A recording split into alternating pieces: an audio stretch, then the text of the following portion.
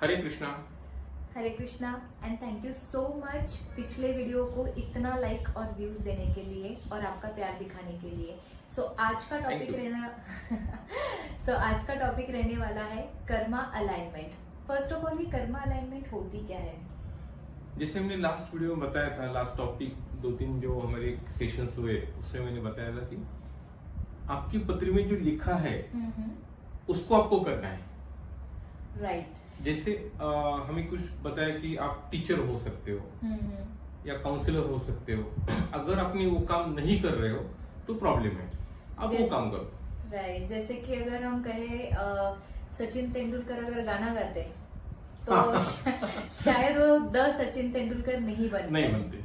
तो उसके लिए कर्मा अलाइनमेंट इम्पोर्टेंट है।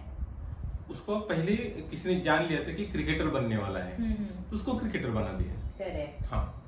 और हम यूज कैसे कर सकते हैं कर्मा अलाइनमेंट को? जैसे ड्राइविंग करते हैं हम, हाँ, तो गियर देखने की जरूरत नहीं रहती है। हाँ, जब हम ड्राइविंग की प्रैक्टिस करते हैं तो हाँ, गियर देखने की जरूरत नहीं। इनिशियली थोड़ा आपको गियर देख के गाड़ी चलानी पड़ती है, Correct. क्लच वगैरह। एक बार यूज टू हो गए तो फ्लो में आता है। वैसे अगर फ्लो में आपका डे टू डे कर्म चल रहा है तो आपकी पत्री में जो भी प्लैनेट्स है आपको कभी परेशान नहीं करेंगे, कभी आपको तकलीफ नहीं देंगे। जैसे लोग बोलते हैं कि शनि की साढ़े से चालू है, किसी का ये चालू है, किसी का नीच का है, ऊपर का है, जो भी है वो कभी भी आपको परेशान नहीं करेगा, उसका प्रॉब्लम नहीं आएगा, क्योंकि उसके साथ आपने उसको अलाइन किया है। अच्छा, तो जब हमें कुछ प्रॉब्लम्स होती है, जैसे कि मेरे मन में एक सवाल है कि भाई मेरे ये प्रॉब्लम है, फलाना ठिकाना, तो सब लोग बोलते हैं कि तुम्हारे वास्तु में दोष है, कोई बोलता है इसमें दोष है। तो जब कर्मा में दोष होता है तो वो कर्मा अलाइनमेंट कराना अब जरूरी है, ये समझ कब आता है? पहली बात, कर्मा में दोष नहीं होता है। अच्छा। जैसे आपने बोला कि वास्तु में दोष होता है, तो वास्तु में दोष क्या हो सकता है? कहाँ कलर डिफरेंट है, एंटी कलर बोलते हैं उसको, एंटी ऑब्जेक्ट्स बोलते हैं। जैसे अभी नॉर्थ साइड है, नॉर्थ साइड में आपका वाटर एलिमेंट है, अगर वो वॉल का आपने रेड कलर कर दिया तो फायर एलिमेंट हो गया। तो वाटर ऑटोमेटिकली कम हो जाएगा, वहां पे फायर आएगा। और नॉर्थ जोन जो है आपको पैसा देता है, अच्छा, मनी ने अपॉर्चुनिटी देता है। अच्छा। जैसे वहां पे रेड कलर आएगा तो आपकी मनी अपॉर्चुनिटी, पैसा कम हो जाएगा। आपने कर्म उल्टा किया है। वहां का कर्म क्या है? उसको अलाइन करने के लिए ब्लू कलर है, अलाइनमेंट उसका ब्लू है, आपने उल्टा किया, मीन्स एंटी कर्मा हो गया। ओके, सो व्यूअर्स और यूजर्स, ये एक फ्री टिप मिल चुकी है।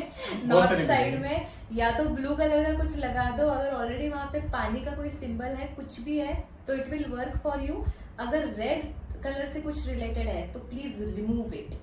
ओके, सो यही से हम बात आते हैं फिर पैसों पे कि कर्मा अलाइनमेंट पैसों के लिए यूज हो सकता है। इसका जवाब तो हमें जस्ट अभी मिल गया, बट कैसे, इसके कितने तरीके हैं और क्या ये पर्सन टू पर्सन डिपेंड करता है, कुंडली टू कुंडली डिपेंड करता है, या फिर कैसे वर्क करता है ये? यस, आप बोल सकते कि पर्सन टू पर्सन पैसे के लिए कर्म डिफरेंट होता है, कुंडली टू कुंडली डिफरेंट होता है।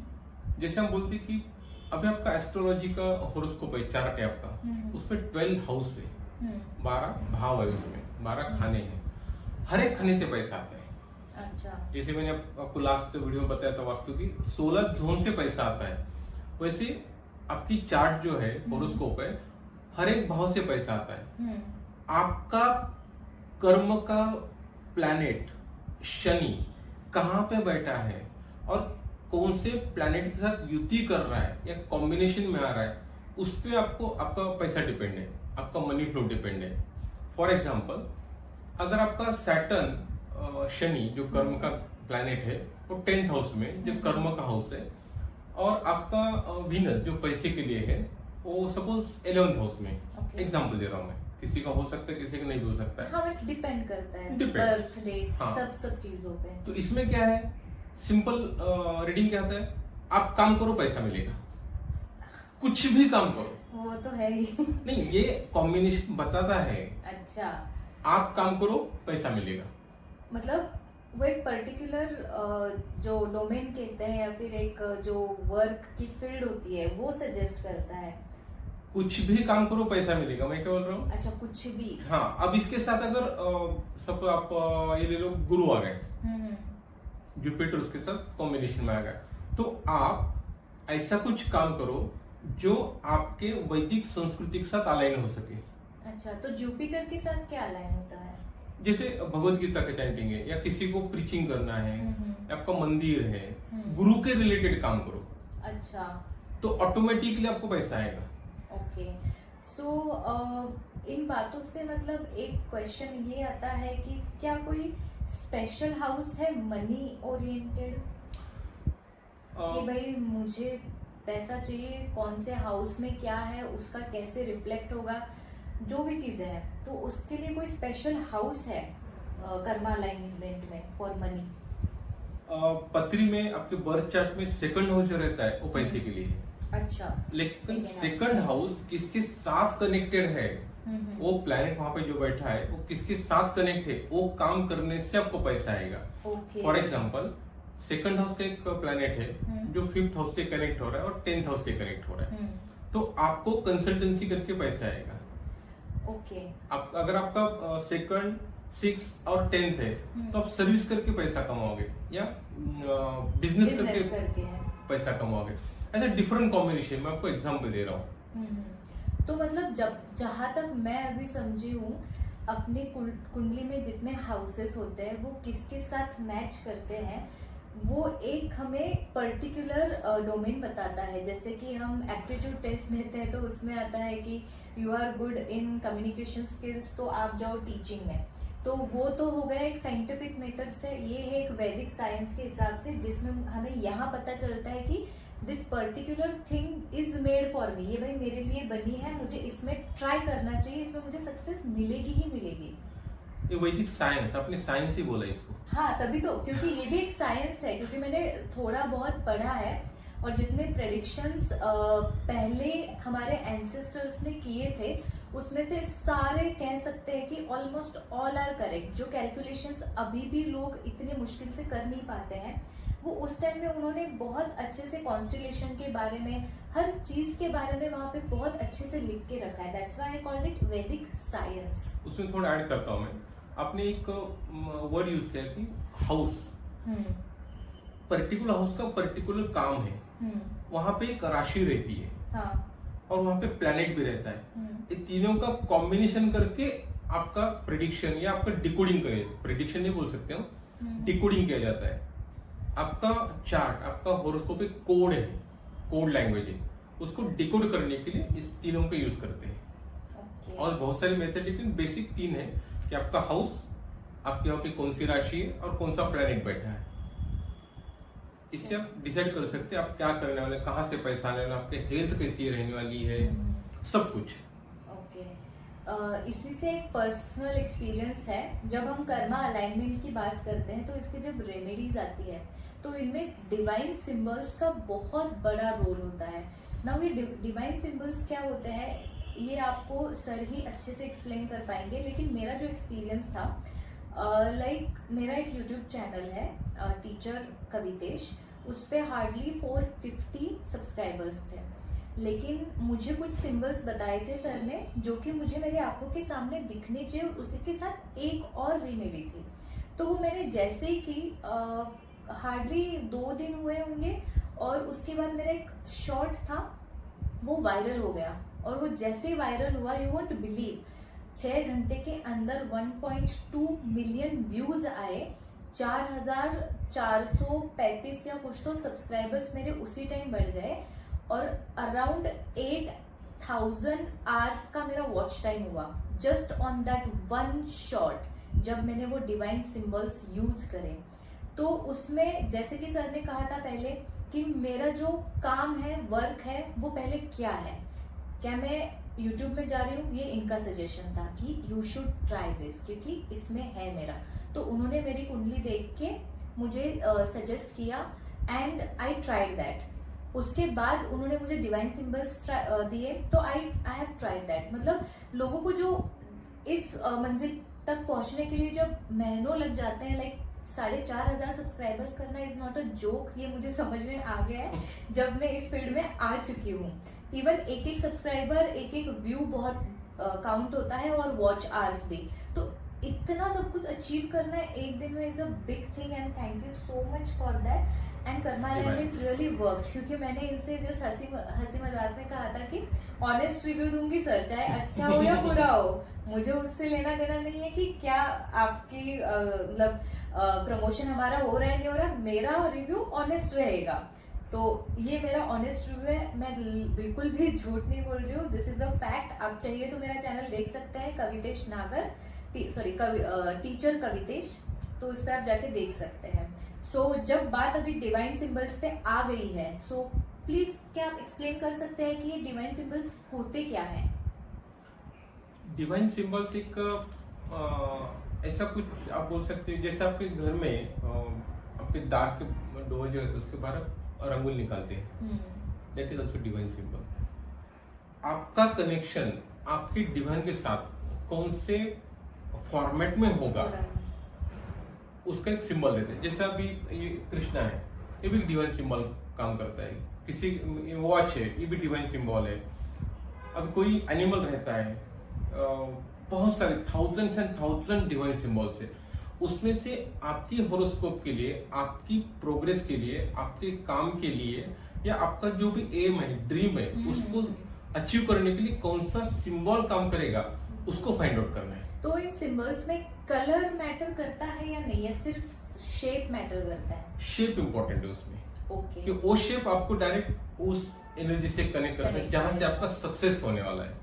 तो डिवाइन सिंबल्स में जहां तक मैं अभी समझ पा रही हूँ, उसमें कलर्स मैटर नहीं करते, बिकॉज दीज आर सिंबल्स। सो एक स्ट्रक्चर होता है, उनका शेप होता है, वो मैटर करता है। जनरली मैं तो बोलता हूँ कि जब भी हम आपको डिवाइन सिंबल सजेस्ट करते हैं तो आप हाथ से उसको निकालना चालू कीजिए, जैसे आपने किया था। मैं ऐसे दिखाऊंगी तो नहीं, बट मैंने हाथ पे ऐसे निकाल के रखे हैं। जैसे लोग टैटू निकालते हैं वैसे डिवाइन मैं सिंबल जस्ट पेन से निकाल के रख लेती हूँ, क्योंकि दिन भर हम ना घर पे रहते हैं, तो ना दीवार पे देख पाएंगे वो सिंबल्स को, ना ही टेक्स्ट बुक में या फिर कहीं पे भी देख नहीं पाएंगे। सो सिंपली मैंने पेन से निकाल के रखे and they are working fine with me. मैं सर के साथ मिली, हमारा कोलैब हुआ, मेरा चैनल निकला, 2 दिन में इतने सब्सक्राइबर्स हो गए। So I think it works, please try. It does. Okay, तो फिर से बात आती है पैसों पे। कोई स्पेशल डिवाइन सिंबल जो मनी के लिए हो? हर एक डिफरेंट है। अच्छा, मेरा बता देना। इसका भी ऑनेस्ट रिव्यू दूंगी मैं कि मेरे पास कितने पैसे बढ़े, मेरा बैंक बैलेंस बढ़ा या नहीं बढ़ा। इसके ऊपर सच में मैं ऑनेस्ट रिव्यू दूंगी आपको कुछ दिनों बाद। उसको एक्टिवेट होने में या फिर उसको कितना टाइम लगता है? जैसे कि लास्ट टाइम जब हमारी बात हुई थी, तो कर्मा अलाइनमेंट और उसके रेमेडीज अप्लाई करने के बाद ऑलमोस्ट 72 आवर्स लगते हैं। लाइक उसके बाद होता है, it depends again on your कुंडली, एवरीथिंग। सो इसका कुछ है ऐसा? जनरली मेरा जो ऑब्जर्वेशन है, अगर मैं किसी को डिवाइन सिंबल देता हूँ या कुछ साधना बताता हूँ सक्सेस करने के लिए, तो 72 आवर्स टू 100 आवर्स में काम दिखना चालू होता है उसका। हाँ, उसका प्रोग्रेस धीरे धीरे हो जाएगा, लेकिन एटलीस्ट स्पार्क जो है, इनिशिएशन जो है, उसमें होता है।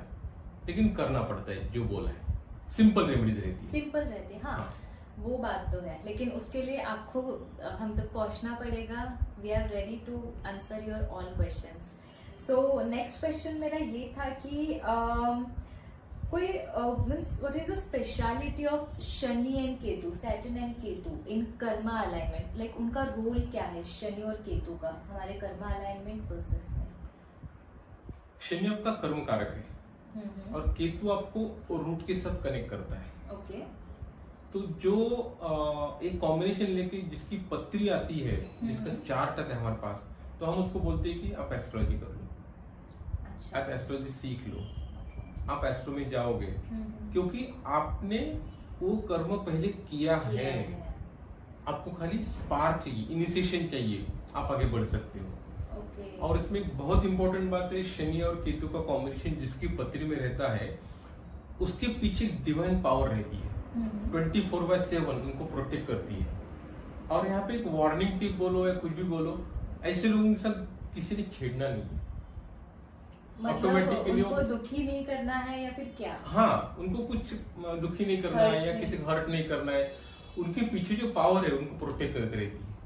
ओके, तो मतलब वो खुद से तो कुछ नहीं करते कमबैक या फिर ऐसे, बट जो वो पावर है वो सामने वाले को उसका कर्मा उसी टाइम पे देती है या फिर कैसे? उसका कर्मा का रिजल्ट वहां पे मिल जाता है ऑन द स्पॉट, जैसे कि हमने ऑन द स्पॉट नहीं बोलते, थोड़ा टाइम इंस्टेंट कर्मा।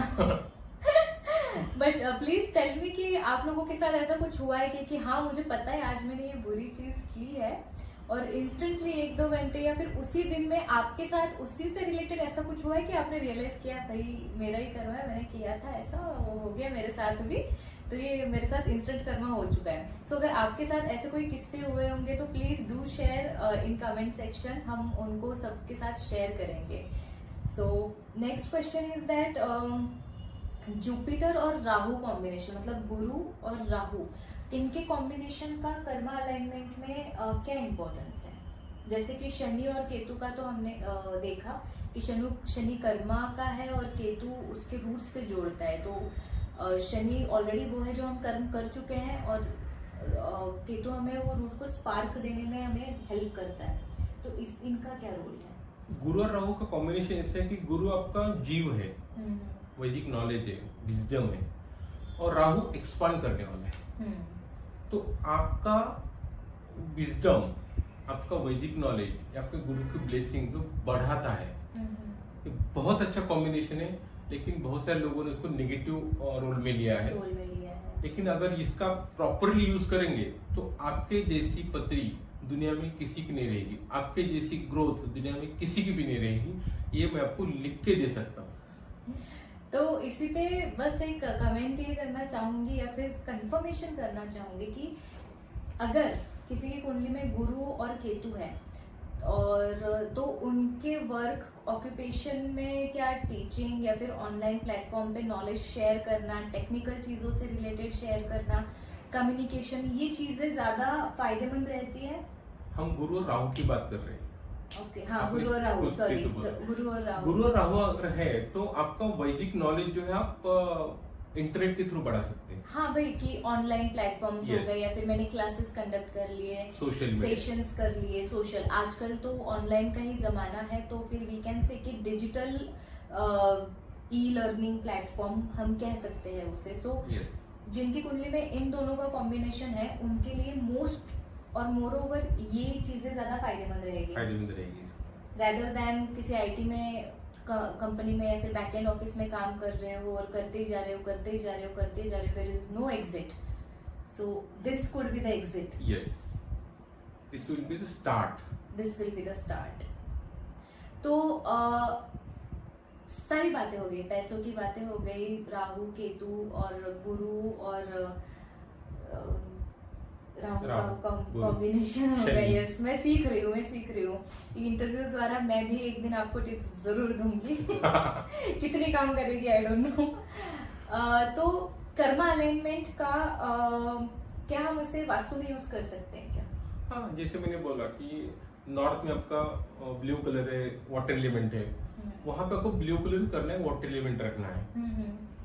ओके, जैसा तो हमने वास्तु का कर्मा अलाइनमेंट कर दिया, जैसे कि हम अपनी लाइफ का करते हैं तो हमने वास्तु का भी कर दिया। सब कुछ आपके जीवन में डे टू डे लाइफ में आप जो भी करते हैं वहां पे आपका कर्म अगर प्रॉपर है तो उसका रिजल्ट आपको प्रॉपर आएगा ही आएगा।